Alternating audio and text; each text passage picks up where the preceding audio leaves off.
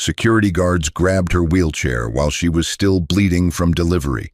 Her husband pointed at the door and said, "Throw her out. My girlfriend needs the room." She didn't fight. She didn't say a word. But as they pushed her past the lobby, every nurse went silent, because the name engraved on every wall was hers. There is a kind of silence that only lives inside hospitals. It hides between the beeping of monitors and the shuffle of rubber soles on polished floors. It sits in the space between one breath and the next.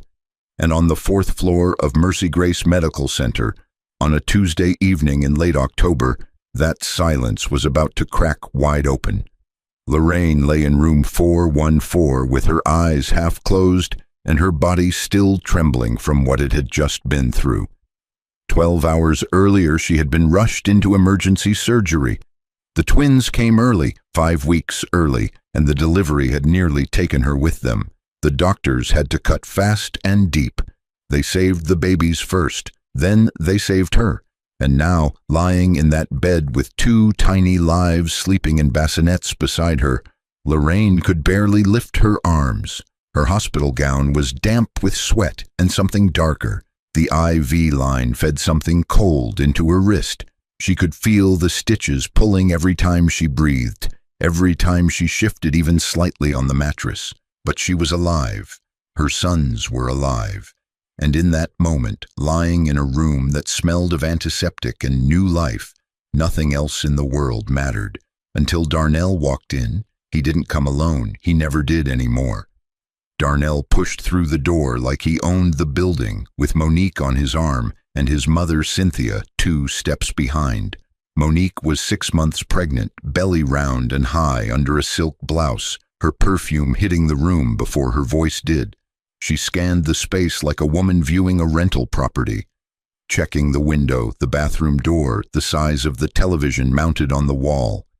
Cynthia carried a designer bag that Lorraine had paid for, and a look on her face like she had already decided what was about to happen and was just waiting for the rest of the room to catch up. Darnell didn't look at the babies. He didn't ask Lorraine how she was feeling.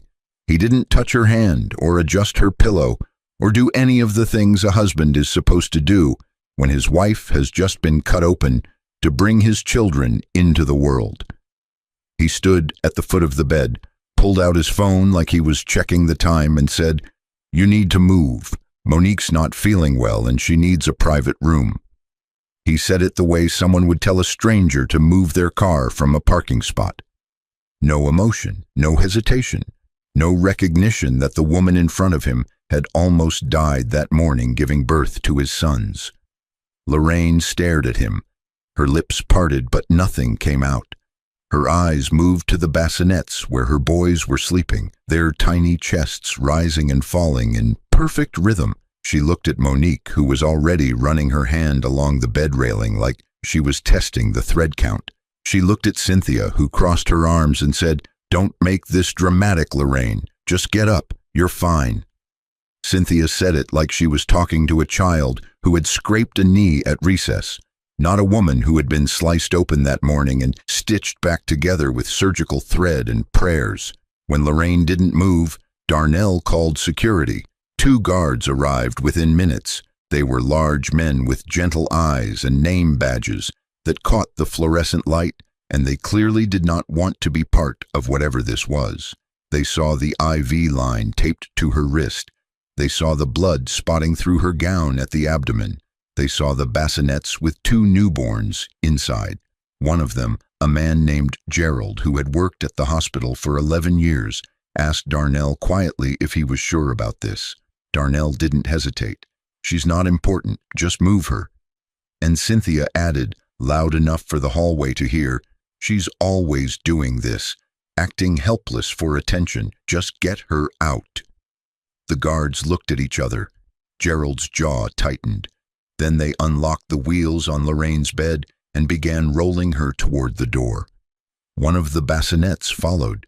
The other stayed behind. Monique was already sitting on the edge of the vacated bed before Lorraine was fully out of the room, pressing the call button to ask a nurse for extra blankets. Cynthia fluffed the pillows and arranged them behind Monique's back, like she was preparing a throne. Darnell closed the door without looking back. In the corridor, under the blue-white fluorescent lights, Lorraine sat in a wheelchair with one of her newborns in her arms, and the other still inside the room she had just been thrown out of. Her gown was spotted with blood that had seeped through the bandage. Her hands were shaking, her lips were dry. She didn't cry, she didn't scream, she didn't call for help. She sat perfectly still and stared at the wall in front of her, a wall with a small brass plaque she had approved the design for 2 years ago. And the only movement on her face was a single vein pulsing near her temple like a second heartbeat. The nurses saw everything, every single one of them.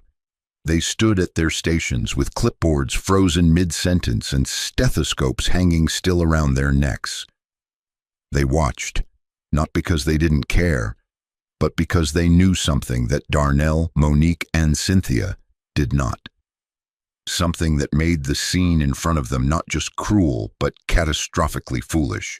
One of them, a senior nurse named Gladys, who had worked at Mercy Grace for 19 years and who had been personally interviewed by the hospital's owner before being promoted to head of the maternity ward, picked up the phone at the front desk.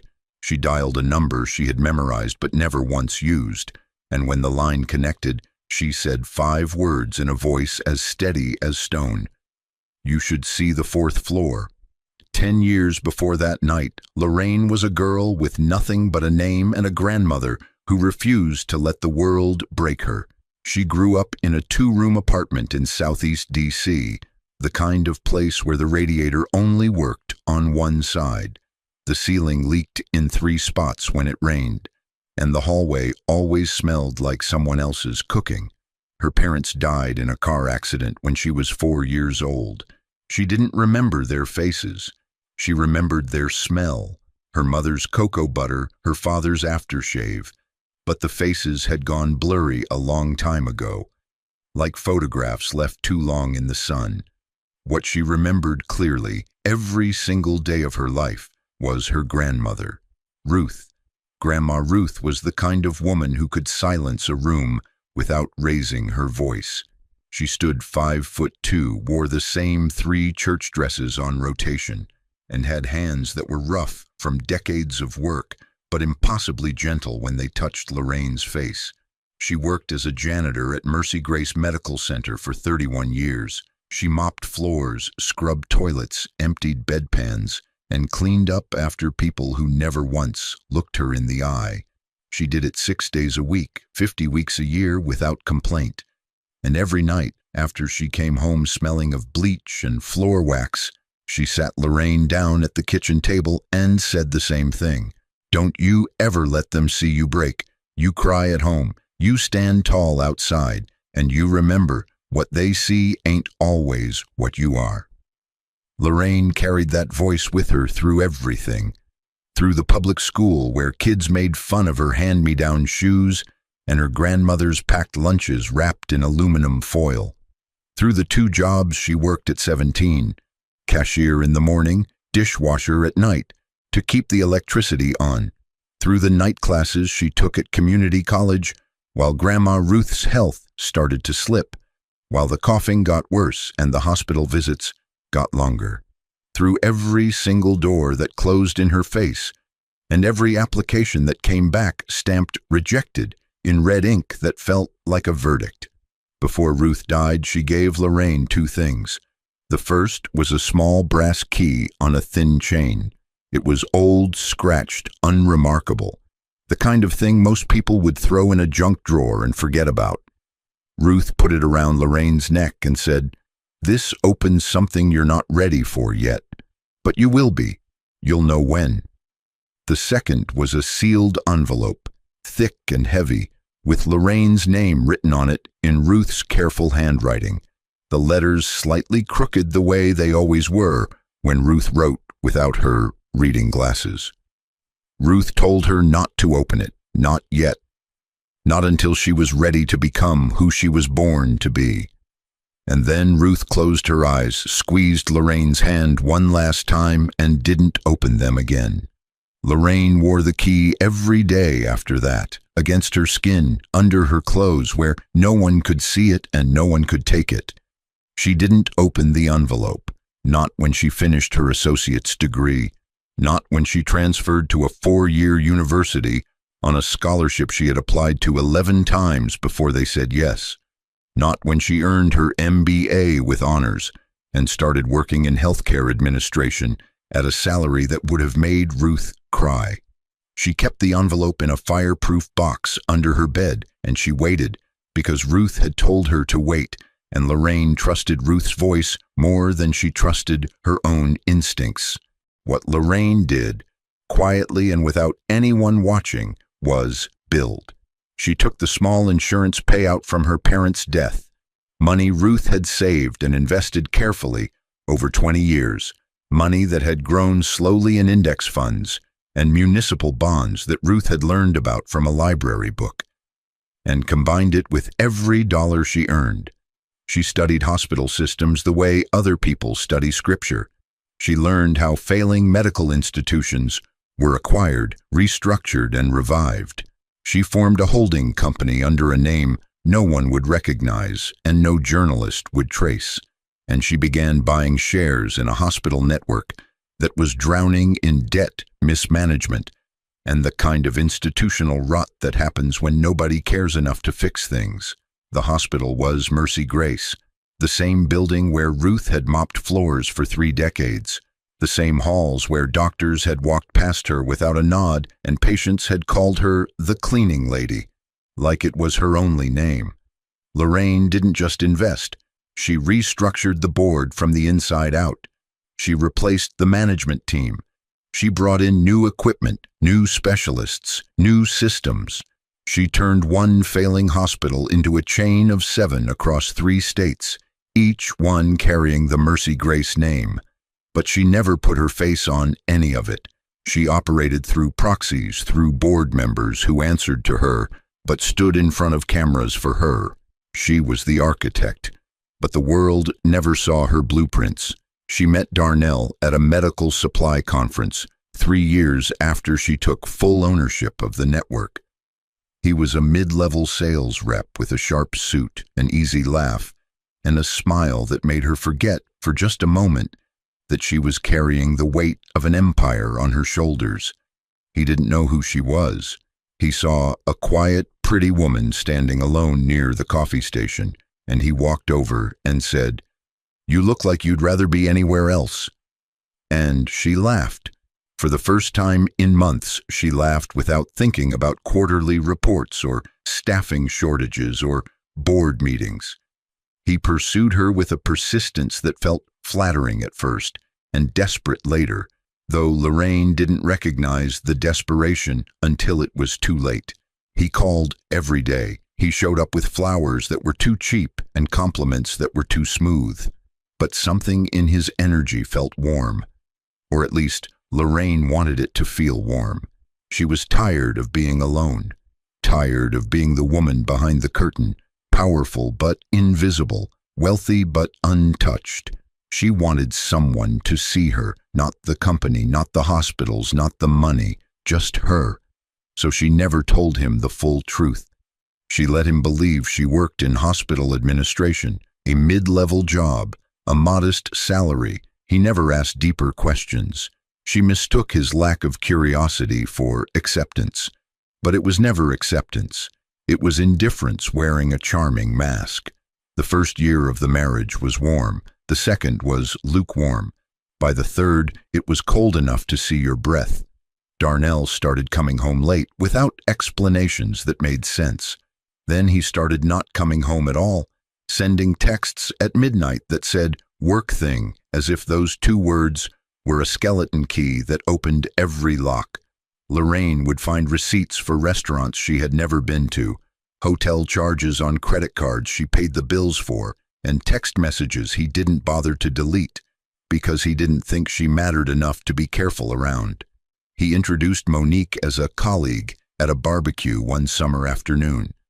Lorraine watched them laugh together across the yard, their bodies angled toward each other like plants leaning toward the same sun, and she knew. She knew the way every woman knows, not because of evidence, but because of absence. The absence of his attention, the absence of his warmth, the absence of the man who had once shown up at her door with cheap flowers and a grin that made her forget she was lonely.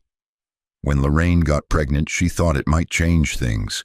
She thought the weight of new life might anchor him to something real. It didn't. Darnell acknowledged the pregnancy the way he acknowledged a weather report. A nod, a half-formed sentence, and then back to his phone.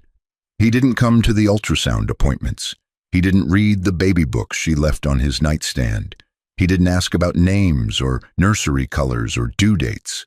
Cynthia made everything worse. She visited the house 3, sometimes 4 times a week, and treated Lorraine like a tenant who was behind on rent. She rearranged the kitchen cabinets. She criticized the food Lorraine cooked.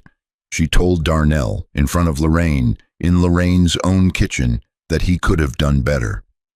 "She's too quiet," Cynthia would say, stirring a pot she hadn't prepared. "Something's off about a woman who never raises her voice. Normal women fight back." After the twins were born and Lorraine was wheeled into that hallway, things didn't just continue. They accelerated, like a car with the brakes cut on a downhill road. She was discharged from the hospital 2 days later against medical advice, because Darnell never came back for her. Cynthia sent a text message that said, "You can Uber home." 4 words, no punctuation, no warmth, no acknowledgement that the woman on the other end of that message had just given birth to her grandchildren. Just instructions, cold and clean, from a woman who had never once treated Lorraine like family. At home, the humiliation continued with a steady, grinding cruelty that was worse than any single act of violence because it never stopped. Darnell moved Monique into the guest bedroom. He told Lorraine it was temporary, that Monique needed support during her pregnancy, that it was the right thing to do. He said it like he was explaining a corporate restructuring. Cynthia started visiting every single day, bringing food for Monique, buying baby clothes for Monique's unborn child, and walking past Lorraine's twins without so much as a glance. She never held them. She never asked their names. She treated them like they didn't exist, and in doing so, she treated Lorraine the same way. The house that Lorraine owned, that Lorraine's money had purchased, became a place where she was the ghost, present in every room but invisible to everyone in it. She cooked. She cleaned. She fed her babies alone at 3 in the morning while Darnell slept down the hall with another woman. She changed diapers with stitches still healing in her abdomen, biting her lip against the pain every time she bent over the changing table. She moved through the house like smoke, there but not acknowledged, present but never seen. Darnell told his friends the twins didn't look like him. He said it casually, like a joke dropped at the end of a poker game, but the accusation landed exactly where he intended it to land. Cynthia repeated it to the extended family. Monique repeated it on the phone to her friends, loudly, in the living room, while Lorraine was in the next room nursing the babies she had almost died to bring into the world. The lie traveled the way lies always do, fast, far, and without correction. One afternoon, Monique found the brass key necklace on Lorraine's dresser. She picked it up, dangled it between her manicured fingers, and laughed. "What is this? Thrift store jewelry?" She tried it on in the mirror, posing, turning her neck left and right, admiring herself. When Lorraine walked in and saw it, her grandmother's key, the only physical thing she had left of Ruth, hanging around the neck of the woman who was sleeping with her husband in her house. Her jaw tightened so hard her teeth ached. Her fingers curled at her sides. But she said nothing. She simply held out her hand, palm up, and waited. After a long, mocking pause, Monique dropped the key into Lorraine's palm like she was tipping a waitress who had brought the wrong order. Monique told Darnell that Lorraine was creepy, that her silence was unsettling, that she might be mentally unstable and possibly dangerous. Darnell, who had never once asked his wife how she was feeling after major surgery, who had never once held his own sons, suddenly became an expert on Lorraine's mental health. He started telling family members she had postpartum depression, that she was unfit as a mother, that she might need to be evaluated. Cynthia co-signed every word. She called Lorraine's sister-in-law and said, "That girl is losing it. Someone needs to step in before she hurts those babies." The breaking point came on a Thursday night, the kind of Thursday that felt like every other Thursday until it didn't. Lorraine walked into the nursery at 10 o'clock and found Monique holding one of her sons, not feeding him, not comforting him, not rocking him to sleep, holding him for a photograph. Monique had the baby propped on her hip, phone angled high, ring light clipped to the crib, and was typing a caption with one thumb. She posted it to Instagram before Lorraine could cross the room. The caption read, "Auntie duties, these babies are lucky to have me." 300 likes in 20 minutes. Lorraine took her son from Monique's arms without a word.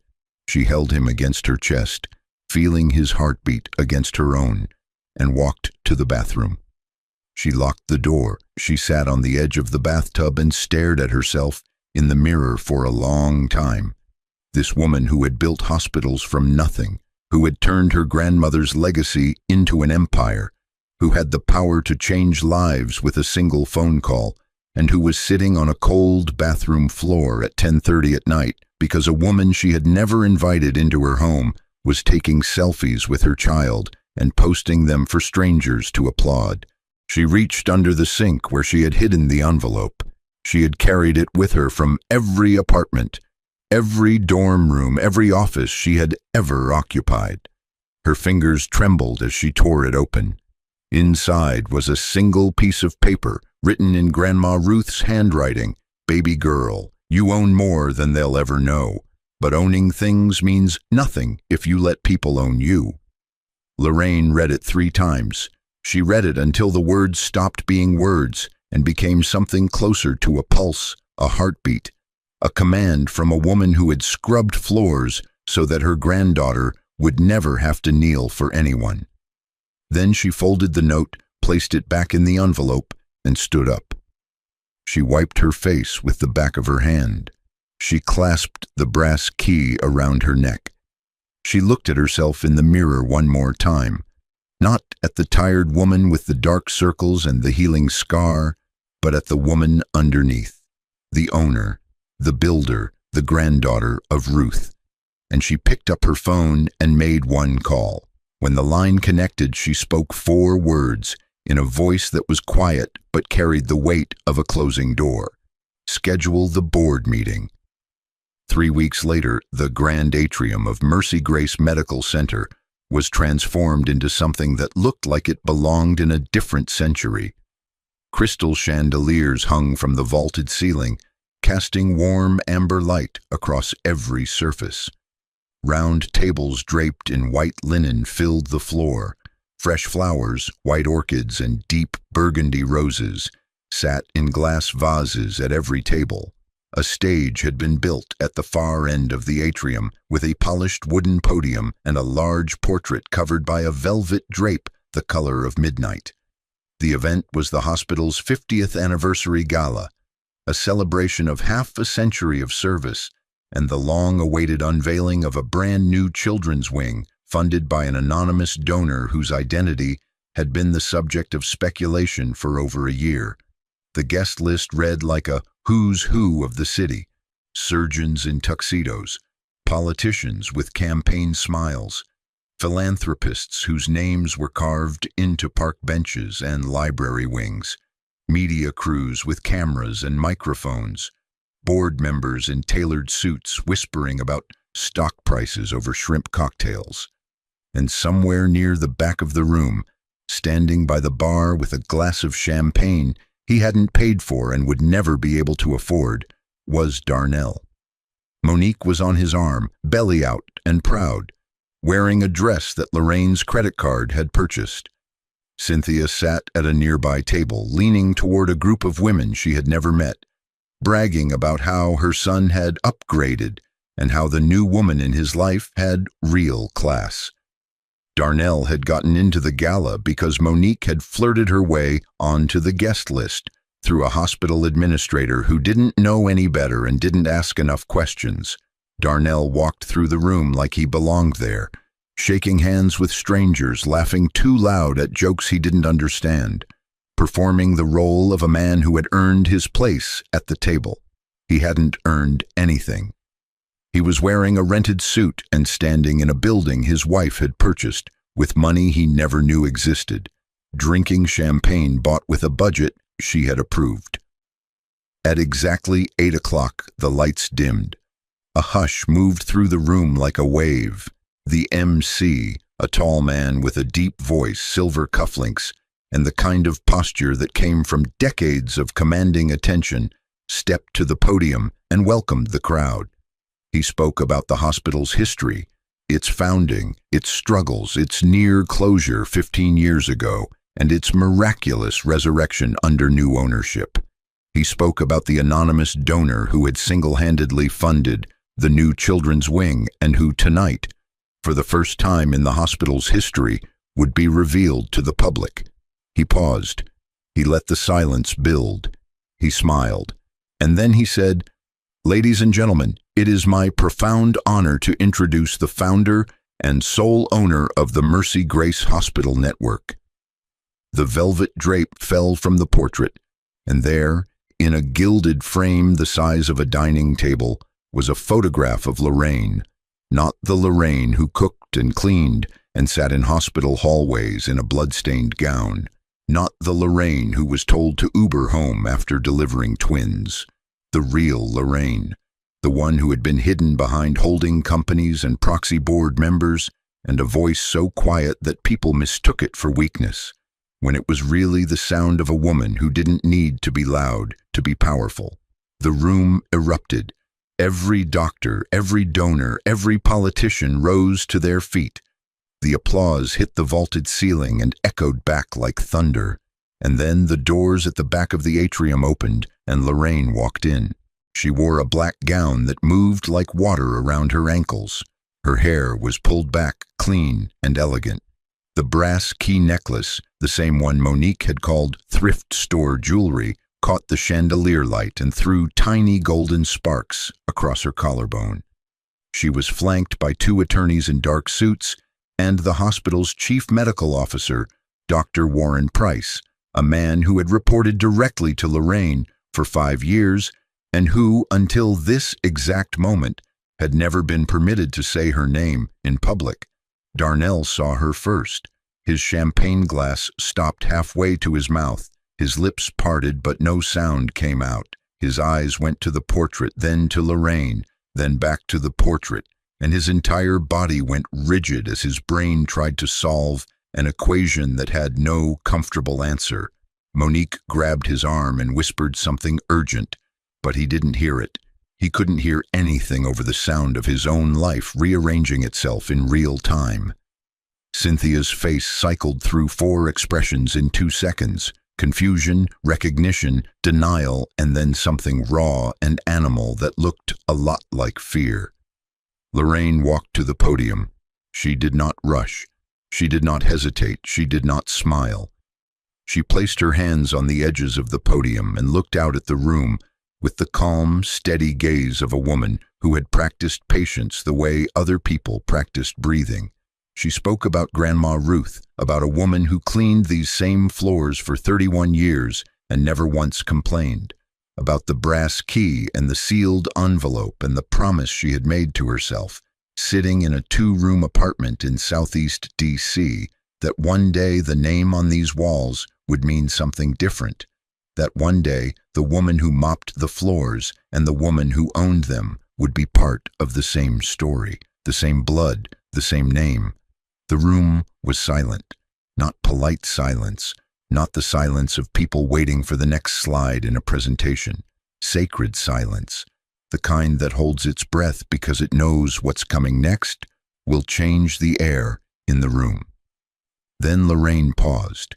She looked up from her notes, and for the first time that evening, she looked directly at Darnell, not with anger, Not with tears, not with the kind of dramatic fury that movies love, but real life rarely delivers. She looked at him with the flat, clear-eyed gaze of a woman who had already made every decision that mattered and was simply informing the room of the outcome. She said, "3 weeks ago, I gave birth to twins in room 414 of this hospital. I was removed from that room, while still bleeding, so that my husband's girlfriend could take my bed. In my hospital, under my name. The security footage has been preserved. The room didn't gasp. It was worse than that. It went completely, absolutely still, like the air itself had been pulled out through the chandeliers. 500 people turned their heads toward the back of the room, where Darnell stood frozen with an empty glass and a face that looked like it was melting from the inside out. Monique's knees buckled. She grabbed the edge of the bar to keep from going down. Cynthia stood up from her table so fast her chair fell backward and hit the marble floor with a crack that echoed through the silence like a gunshot, and she looked toward the nearest exit like a woman calculating the fastest route out of a building that was on fire. Lorraine did not raise her voice. She did not point. She did not name them. She did not need to. The room had already done that math. She simply said, "I didn't build this to punish anyone, but I will not stand in my own hallway and be called worthless. Not in this building, not with my grandmother's name in the foundation beneath your feet." She stepped down from the podium. Dr. Warren Price took her place and announced, in the measured tone of a man who had rehearsed this statement with lawyers, that the security footage from the 4th floor had been submitted to the hospital's legal counsel and that a formal review of the incident would follow. He said it with the kind of professional calm that made it clear this was not a suggestion, not a warning, not a threat. It was a consequence. And consequences, unlike threats, don't negotiate. The gala ended in whispers, not the kind of whispers that fade by morning, the kind that follow people home and greet them at breakfast and sit with them at work and never, ever stop. Darnell tried to leave through the service corridor, but there was no exit in that building that didn't pass through a hallway with Lorraine's name on the wall. He walked to his car with his head down and his hands trembling. When he drove to the house, the locks had been changed. A manila envelope was taped to the front door. Inside were divorce papers, a property summary, and a letter from her attorney stating that the house, the cars, the credit cards, the health insurance, and every material comfort Darnell had enjoyed for 3 years belonged solely to Lorraine and would be reclaimed effective immediately. Darnell moved into a studio apartment on the east side of the city. It had one window that faced a brick wall, a radiator that clicked but produced no heat, and an air mattress on the floor. The irony was almost poetic. The apartment was not so different from the one Lorraine had grown up in, the one with the leaking ceiling and the broken radiator. Except Lorraine had used hers as a starting line. Darnell's was the finish. He called Lorraine 7 times that first week. She didn't answer once. He sent a text that said, "I didn't know." 3 words that were supposed to be an explanation but sounded more like an epitaph. The final sentence carved into the headstone of a marriage that had died long before the gala. Lorraine read it. She didn't reply. There was nothing left to say to a man who had mistaken her silence for emptiness and her generosity for weakness. Monique lasted exactly 48 hours. She showed up at Darnell's studio apartment with 2 suitcases and a face full of expectation. She walked in, looked at the air mattress, the bare walls, the mini fridge humming in the corner like a sad appliance in a sadder room, and asked the only question that had ever truly mattered to her. "Where's the money?" Darnell told her the truth for the first time in their entire relationship. There was no money. There had never been any money, not his money anyway. Everything, the house, the cars, the dinners, the vacations, the lifestyle, the illusion of a man who had made it, had been Lorraine's. All of it. He had simply stood next to it and let people assume it was his. Monique didn't yell. She didn't cry.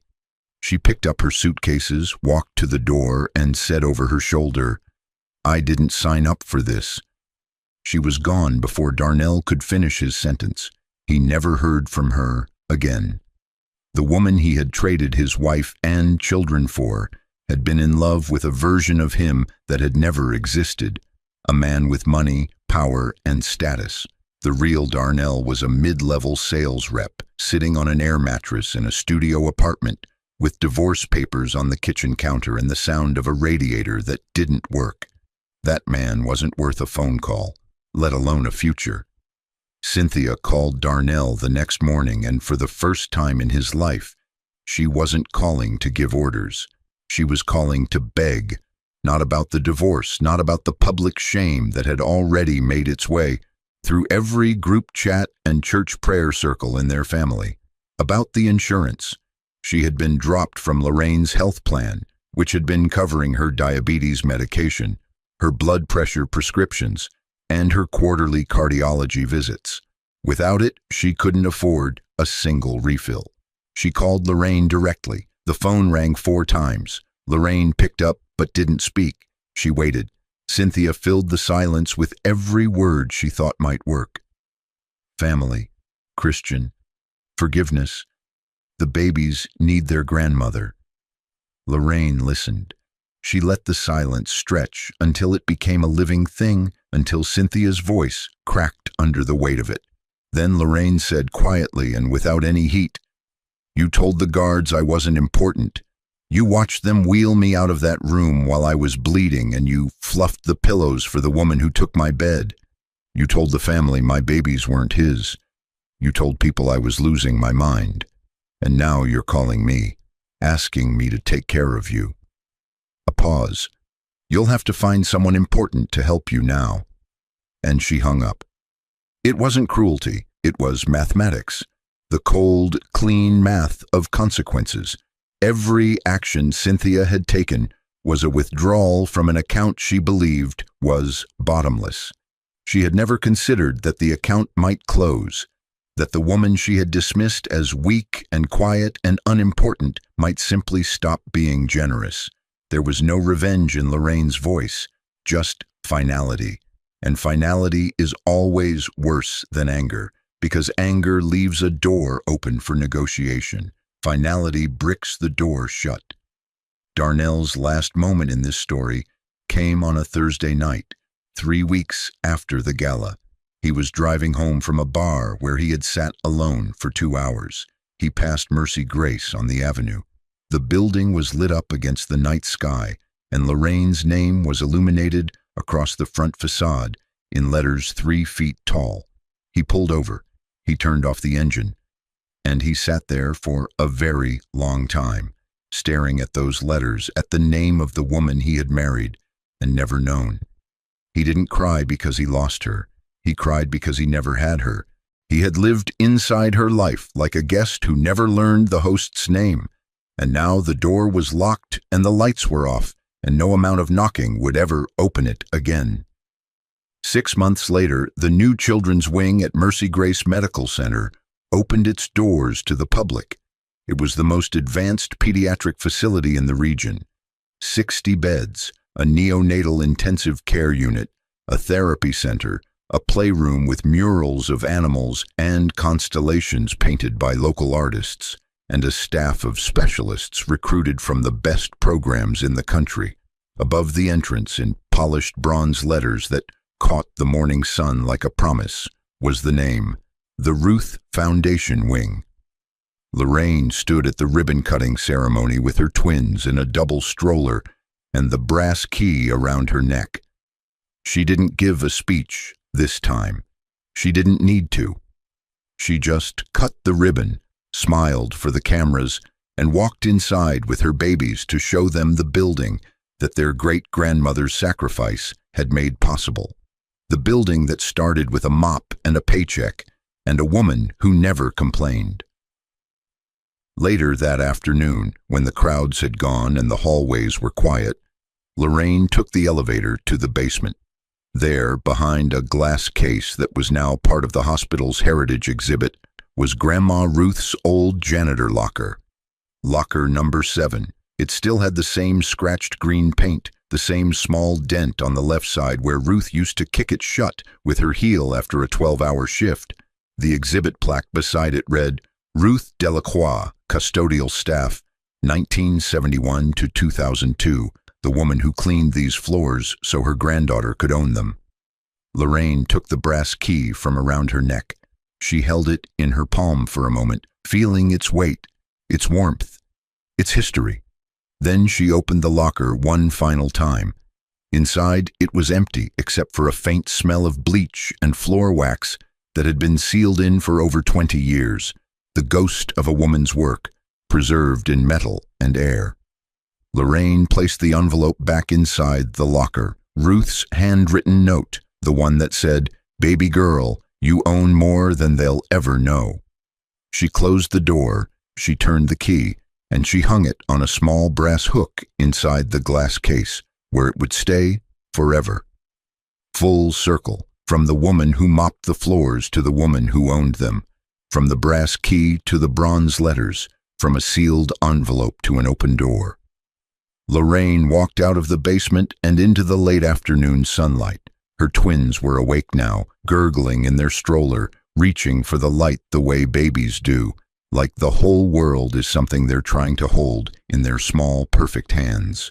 She knelt beside them, touched each of their faces, and whispered something that no microphone picked up and no camera recorded.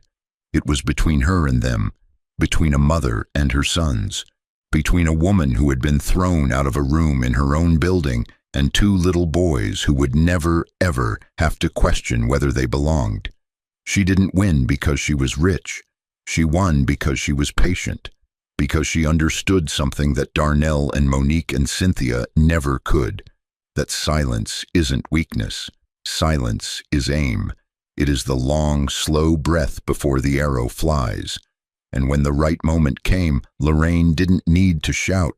She didn't need to scream. She didn't need to curse or accuse or break down. She just stood up, and the truth was louder than anything they had ever said about her. Some people build walls to keep others out.